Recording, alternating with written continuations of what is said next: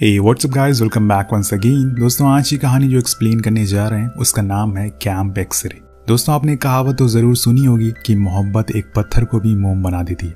ये भी उसी तरह की दास्तान है। तो चलिए शुरू करते हैं। अभी एक दिन पहले अमेरिका के ऊपर एक बहुत ही बड़ा आतंकी हमला हुआ है जिसके बारे में न्यूज में दिखाया जा रहा है। अमेरिका की बहुत मशहूर ट्विन टावर को उड़ा दिया गया है और इसमें कई बेकसूर लोगों की जान चली गई है। इस न्यूज़ को देखते हुए एक आदमी बहुत सारे फ़ोन निकालता है, पर वो उसे किसी को कॉल नहीं करता और उसी समय जाकर प्रे करने लगता है कि तभी वहाँ पर कुछ अमेरिकन कमांडोज आते हैं और उसे उठा लेते हैं, जिसके बाद उसे पूरी दुनिया का चक्कर लगवाया जाता है और एक ऐसी जगह पर लाकर बैठा दिया जाता है जो किसी की नज़र में नहीं है। ये असल में एक डिटेंशन कैंप है जहाँ पर सेल तो है लेकिन खुले हैं, जहाँ पर कैदियों को किसी जानवर की तरह रखा जाता है। और इस कैंप को डेटा कैंप कहा जाता है। यहाँ पर हर रात दिन लोगों की ड्यूटी चेंज होती है और हर महीने नए कमांडोज की पोस्टिंग होती है। और यहीं पर उस इंसान को भी बंदी बनाया गया है जिसे हमने कहानी की शुरुआत में देखा था।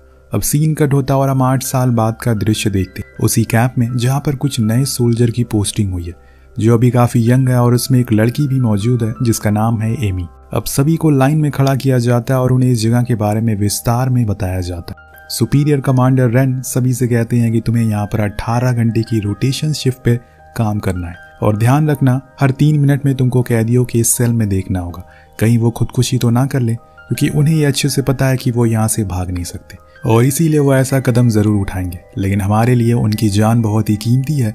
कुछ कैदी तुम्हें टेस्ट करेंगे क्योंकि तुमसे भी बहुत वो पुराने हैं, कुछ तो तब से यहाँ पर हैं जब तुम लोग हाई स्कूल में थे। वो सभी से एक और बात शेयर करता है कि तुम्हें उन्हें कभी भी प्रिजनर्स नहीं बुलाना है बल्कि उन्हें डिटेनी कहना है। और हाँ, ख्याल रखना कि ये कोई जेल नहीं बल्कि एक वॉर जोन है जहाँ पर गोलियां या मिसाइल तो नहीं चलती, लेकिन फिर भी ये जगह बहुत ही ज्यादा खतरनाक है। इसीलिए सभी चौकन्ना रहना, किसी भी समय कुछ भी हो सकता है।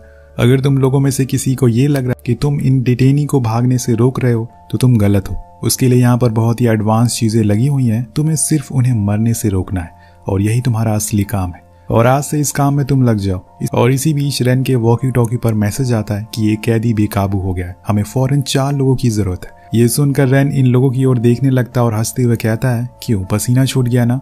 तभी अमी हाथ उठाती है और जाने के लिए बोलती है। रेन उसे बताता है कि तुम्हें उसके दाएं हाथ पर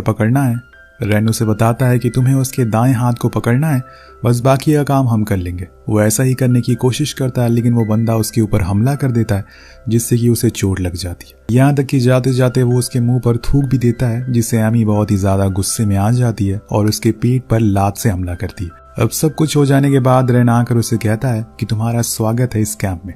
फिर वो चला जाता है और एमी स्माइल करते हुए अपने रूम में आ जाती है। ये कहानी कुछ अलग किस्म की है दोस्तों। इसमें आपको किसी तरह की कोई जंग देखने को नहीं मिलेगी, बल्कि एक सोल्जर और एक कैदी के बीच में एक बॉन्ड देखने को मिलेगा जो समय के बाद इतना ज्यादा बढ़ जाएगा कि वो एक दूसरे के लिए रोते भी हैं। लेकिन ये सब होता कैसा है, यही हमें दिखाने की कोशिश की गई। अब उस रात एमी अपनी मॉम से वीडियो कॉल पर बात करती है। उन्हें उसकी बहुत ही फिक्र हो रही थी, लेकिन एमी उन्हें बताती है कि यहाँ पर सब कुछ बहुत अच्छा है। पास में एक सबवे भी है जहाँ जाकर मैं अच्छा खाना खा सकती हूँ। इसके बाद वो उसे किसी लड़की के बारे में पूछती है तो वो कहती है कि मैं किसी आर्मी वाले को डेट नहीं करूंगी। जिसके बाद उनकी कॉल कट हो जाती है। हम देखते हैं कि एमी नाइट शिफ्ट के लिए रेडी हो रही है। उसे आज कुछ बुक्स बांटनी है उन कैदियों को, इसीलिए वो स्टॉल लेकर सभी के पास जाती है।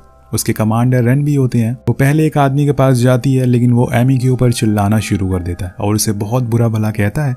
तो रेन उसे आगे बढ़ने को कहता है और बताता है कि इस बंदे को लड़कियां पसंद नहीं है, इसीलिए वो ऐसा ही करता है। इसके बाद एमी अली नाम के कैदी के पास जाती है और उससे पूछती है कि क्या तुम्हें कोई बुक चाहिए। तो वो कहता है कि हाँ, मुझे हैरी पॉटर की 7वीं पार्ट चाहिए।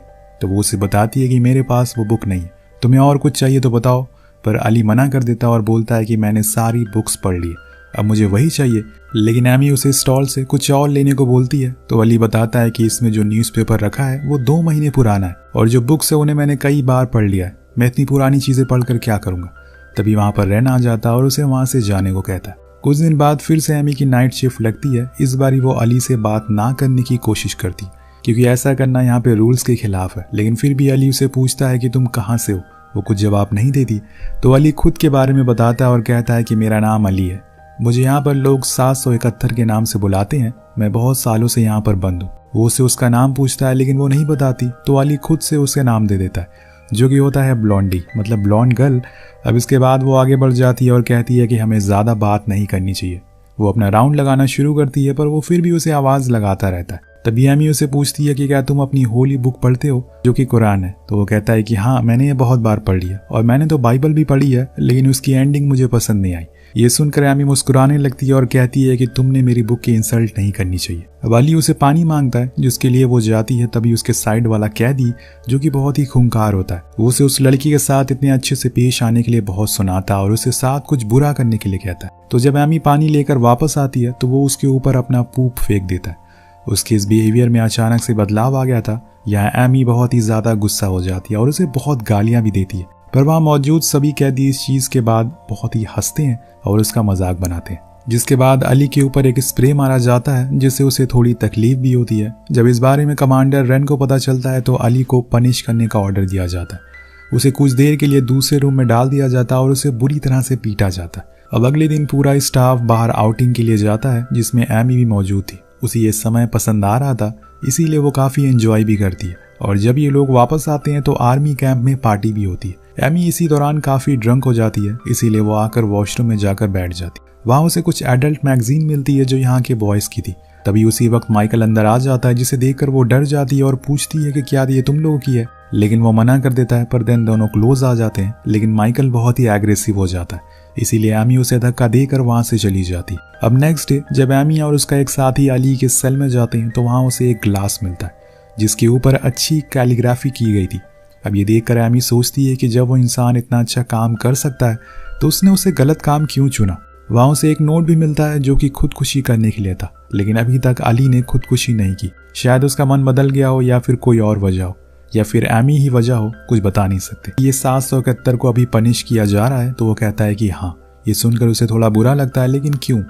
उसे अली के लिए थोड़ी हमदर्दी होने लगी थी और इसलिए वो उसकी केस फाइल पढ़ने के लिए जाती है। उसकी फाइल खोलकर देखती है तो उसे पता चलता है कि अली जर्मनी का रहने वाला है। उसका किसी भी आतंकी ग्रुप के साथ कोई भी रिलेशन नहीं है, बस उसे इसलिए यहाँ पर पकड़ लिया गया है क्योंकि यूएस आर्मी को उस पर शक है। और उसे कुछ फोटोज भी मिलती है जो अली के टॉर्चर के टाइम की थी, जिसमें वो बुरी तरह से घायल था। उसे सच उगलवाने की कोशिश की जा रही, लेकिन वो बार बार यही बोल रहा था कि मैंने कुछ नहीं किया, मैं तो एक आम सा आदमी हूँ, लेकिन कोई भी उसकी बात नहीं सुनता। अब एमी इस बारे में अपने साथी से भी बात करती है तो यहाँ पर जितने भी डिटेनी बंद है वो सब किसी न किसी केस में पकड़े गए, वो गुनहगार है। शायद तुमने जो देखा है वो गलत है या फिर तुमने कोई पुरानी फाइल पढ़ ली होगी। अब एमी को उसकी बात कहीं ना कहीं सही लगती है और इसीलिए वो इस चीज पर ज्यादा ध्यान नहीं देती है और अपने कामों में लग जाती है। कुछ दिन बाद उसकी फिर से सेल के बाहर ड्यूटी लगती है तो वो देखती है कि वो किसी तरह का कोई पजल बना रहा है, पर वो कुछ कहती नहीं है और आगे निकल जाती है। लेकिन अली उसे देख लेता है और ब्लॉन्डी ब्लॉन्डी कहकर पुकारने लगता है। जब वो पीछे मुड़ती है तो उसे वही खुद का बनाया हुआ पजल देता है और कहता है कि इसे सॉल्व करके मुझे दे देना। लेकिन एमी ये कहकर मना कर देती है कि ये यहाँ के रूल्स के खिलाफ है, इसलिए मैं ये नहीं दे सकती। तो अली बोलता है कि तुम्हें क्या लगता है कि ये छोटा सा पेपर किसी की जान ले सकता है? तुम्हारे देश वाले हर चीज से इतना डरते क्यों हैं? तुम्हें खुशी से जीना नहीं आता क्या? मैंने तो बस अपनी तरफ से ये तुम्हें गिफ्ट दिया है और तुमसे अच्छे से बात भी कर रहा हूँ, लेकिन तुम मुझसे ढंग से बात क्यों नहीं कर रही? कि मैंने कल तुम्हारे लिए लाइब्रेरी में हैरी पॉटर की बुक ढूंढी लेकिन वो नहीं मिली। तो अली कहता है कि कोई बात नहीं, जरूरी नहीं होता कि जो चीज तुम चाहो वो तुम्हें मिल जाए। पर एमी के चेहरे से साफ साफ पता चल रहा था कि उसे बुरा लग रहा है, लेकिन वो कुछ कहती नहीं है और चुपचाप वहां से चली जाती। अब इसी तरह से 8 महीने बीत जाते हैं। एमी को अब यहाँ पर रहते हुए आदत सी हो गई है, उसे हर चीज के बारे में पता चल चुका है, वो माहौल में ढल चुकी है। इसीलिए अब जब वो सभी को खाना दे रही होती है तो कोई भी खाना नहीं लेता और इनकार कर देता है, क्योंकि उस फ्लोर पर मौजूद सभी कैदियों को हंगर स्ट्राइक चल रही होती है। और इसकी वजह थी उनका एक दोस्त जिसे 650 बुलाते थे। उसे एक मशीन चाहिए थी जो कि आर्मी वाले दे नहीं रहे थे, इसलिए उसके सभी साथी उसके लिए हंगर स्ट्राइक पर बैठ जाते हैं। अब एमी अली से खाने के लिए पूछती है, लेकिन वो भी मना कर देता है। खैर कुछ दिन बाद उनकी ये स्ट्राइक खत्म हो जाती है, क्योंकि उस कैदी को वो मशीन मिल गई थी जो असल में एक वजन कम करने की मशीन होती है, जिससे उसके अलावा कोई भी यूज नहीं करता था। अब जब ये चीज एमी देखती है तो वो अली से पूछती कि तुम में से किसी को जब ये मशीन यूज ही नहीं करनी थी तो तुम उसके लिए स्ट्राइक क्यों कर रहे थे? तो अली बताता है क्योंकि वो हमारा दोस्त है और इसीलिए हमने सभी मिलकर स्ट्राइक करी। ये सुनकर एमी हंसने लगती है और फिर दोनों में पहली बार बातें होना शुरू हो जाती है। अली बताता है कि वो फुटबॉल बहुत ही अच्छा खेलता है और वो 40 बार बॉल को बिना नीचे गिराए उछाल सकता है। एमी कहती है कि ठीक है, मुझे ये करके दिखाओ। तो अली करना शुरू करता है, लेकिन सिर्फ 8 ही बार में वो बॉल गिर जाती है, जिसमें एमी कहती है कि ये तो पहले ही गिर गई। वो कहता है कि वो तुम सामने खड़ी हो ना, इसीलिए ऐसा हुआ, वरना मैं तो 50 बार भी उछाल सकता हूँ। वो हंसने लगती है और अली भी हंसने लगता है। पर दूर खड़े एमी के बॉस रेन को ये चीज़ पसंद नहीं आती, इसीलिए वो उसे बुलाता है और पूछता है कि तुम दोनों क्या बात कर रहे थे। पर एमी कहती है कि कुछ नहीं, लेकिन रेन को पसंद नहीं आता कि वो अली से बात भी करे। वो अली को कहता है कि तुम्हें आज यही नहाना है। अब एमी ये सुनकर वहाँ से जाने लगती है क्योंकि ये रूल्स के खिलाफ है, लेकिन रेन उसे वहीं रुकने को बोलता है। अली ऐसा करने से मना करता है क्योंकि ये उसके धर्म के मुताबिक गलत है, लेकिन रेन नहीं मानता और एमी को ज़बरदस्ती उसे दिखाता है, जिससे उसे काफ़ी बुरा लगता है और अली को बहुत ज़्यादा एम्बैरेसमेंट होती है। अब थोड़ी देर बाद जब वो अपने रूम में जाती है तो उसे पता चलता है कि असल में अरेबिक नॉर्म्स रूल के खिलाफ है और इसके लिए उसे पनिश भी किया जाता है। इसीलिए वो अपने बड़े ऑफिसर जेम के पास जाती है, उसे उस दिन की पूरी सिचुएशन बताती है, लेकिन जेम्स रेन के खिलाफ एक्शन लेने से मना कर देता है क्योंकि वो एमी का सीनियर है और यहाँ काफ़ी सालों से वो उसका नाम नहीं खराब करना चाहता था। अब एमी को ये सुनकर बुरा लगता, पर वो कुछ कर भी नहीं सकती, इसीलिए वो वापस आ जाती है और अपने कामों में लग जाती है। अब नेक्स्ट डे जब वो खाना खा रही होती है कि तभी उसके पास रेन आता है। उसे पता चल चुका था कि एमी ने उसके खिलाफ कंप्लेन करने की कोशिश करी है, लेकिन वो हो नहीं पाई, इसीलिए वो उसे धमका कर वहां से चला जाता है। अब एमी को यहाँ पर दिन काटने मुश्किल हो रहे थे। उसे पता नहीं क्यों ऐसा लगने लगा था कि जो कुछ भी यहाँ पर हो रहा है वो गलत है। यहाँ पर उन लोगों को भी कैद करके रखा हुआ है जिनका कोई भी कसूर नहीं है, जैसे कि अली, वो बेकसूर है। अब दूसरे दिन हम अली को देखते हैं जो तैयार होता है और बार बार घड़ी की तरफ देखता रहता है क्योंकि इसी टाइम एमी आती है, लेकिन काफ़ी देर हो जाती है और वो नहीं आती। तो वो वहाँ पे मौजूद गार्ड से पूछता है कि यहाँ पर एक लड़की आती थी, वो कहाँ गई है। वो गार्ड बताता है कि उसकी ड्यूटी अब नाइट शिफ्ट में लग गई है। अब जब एमी रात में आती है तो अली सोता रहता है, इसीलिए वो उसे परेशान ना करके चुपचाप राउंड लगाने लगती है, लेकिन अली को पता चल गया था कि वो आई है, इसीलिए वो उठ जाता और उसे आवाज़ लगाने लगता है। वो उसके पास आती है, तब अली पूछता है कि तुम इस टाइम क्या कर रही हो। वो बताती है कि मेरी नाइट ड्यूटी आज से लगा दी गई है, अब तुम सो जाओ, तुम्हारी नींद खराब हो जाएगी। लेकिन वो नहीं मानता, जिसके बाद वो दोनों फिर से बात करना शुरू कर देते हैं। वो उसे पूछती है कि आखिर तुम्हें यहाँ पर क्यों बंद करा है, जिसके जवाब में अली कहता है कि मैंने कुछ भी नहीं करा है, ना ही मैं किसी ग्रुप के साथ हूँ। मैं तो जर्मनी में एक मामूली सी जॉब करता हूँ, लेकिन पता नहीं क्यों ये लोग मुझे यहाँ पर बंद करके रखे हुए हैं। जिसके बाद वो उसे पूछता है कि वो कहाँ से है, तो एमी बिना किसी झिझक से कहती है कि घर से। वो मजाक करती है उसके साथ। दरअसल आज 14 जनवरी है और अगले महीने एमी यहाँ से जाने वाली है क्योंकि हर साल यहाँ पर नए सोल्जर आते हैं और ये बात अली को भी अच्छे से पता है।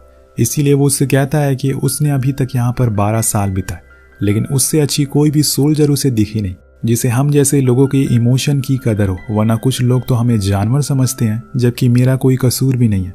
जिनका कसूर है वो खुलेआम घूम रहे हैं। अब एमी उसकी बात सुनकर उदास हो जाती है। उसके आंसू गिरने ही वाले होते हैं, लेकिन वो उनको रोक लेती है। लेकिन दोस्तों, अब अली थक चुका है, वो जिंदगी से हार गया है। अब शायद वो कभी यहाँ से बाहर नहीं निकल पाएगा, इसीलिए वो एक ब्लेड निकालता है और खुद को मारने के लिए बैठ जाता है। एमी उसे ऐसा करने से मना करती है, लेकिन अली बताता है कि यहाँ पर सभी को पता है कि मैं बेकसूर हूँ, लेकिन कोई कुछ करता ही नहीं है। मैं थक चुका हूँ ये जिंदगी जीकर। और तब जाकर एमी उसे खुद के बारे में बताना शुरू करती है, जो कि रूल्स के खिलाफ है, लेकिन उसे अब कोई फर्क नहीं पड़ता। वो कहती है कि मेरा नाम एमी है, मैं फ्लोरिडा में रहती हूँ। इसके बाद उन दोनों में बहुत सी बातें होती है।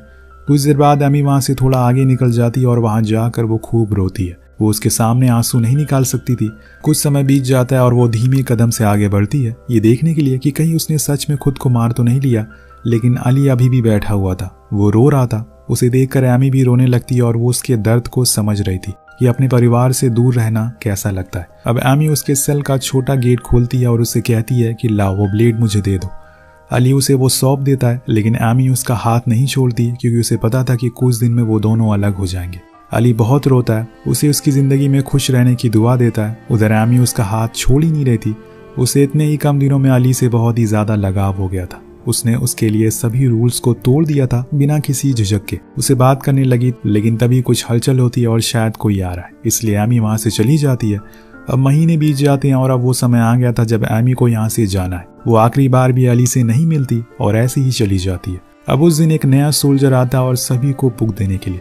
अली उसे वही सब सवाल करता है जो उसने एमी से किया था, लेकिन वो सोल्जर उसे रूडली बिहेव करता है। तभी अली को एक नई बुक उसके शेल्फ पर दिखाई देती है।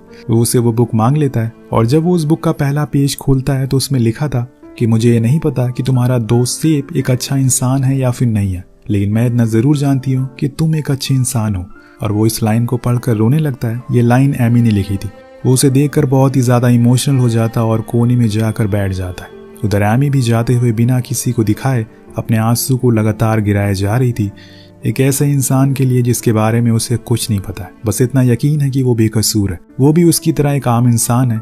अब एमी अपने पूरे सफर में रोती ही रहती है। उसके पास वो सारे पजल भी मौजूद थे जो अली ने उसे हर दिन दिए थे। एमी उसे छुपा कर रख लेती है। उधर अली भी उसकी दी हुई किताब को अपने सीने से लगा कर रखता है। इन दोनों की कहानी तो अधूरी रह गई, लेकिन इस कहानी का अंत यहीं पर होता है। वेल दोस्तों, अमेरिका में 9/11 के बाद बहुत सारे ऐसे लोगों को पकड़ा गया जो बेकसूर थे, बस उन्हें शक के बिना पर पकड़ लिया गया और फिर उन्हें बुरी तरह से टॉर्चर किया गया। ये कहानी भी उन्हीं बेकसूर लोगों के दर्द को दिखाती है। वेल, आपको कहानी कैसे लगी नीचे कमेंट करके जरूर बताएगा। मिलते हैं अगले वीडियो में। Peace out.